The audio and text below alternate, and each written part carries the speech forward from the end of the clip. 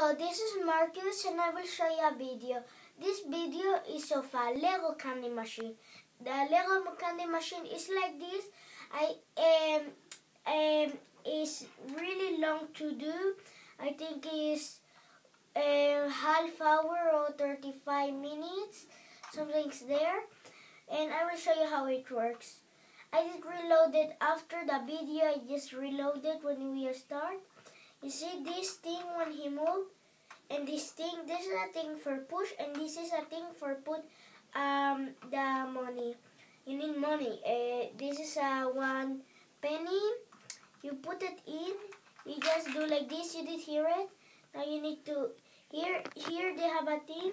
When you push it, that he go out, and after this, inside of here they have a candy. Look. See, it's a candy there. And one thing, I hope you subscribe and you comment really. I hope you like it. Bye. Thank you.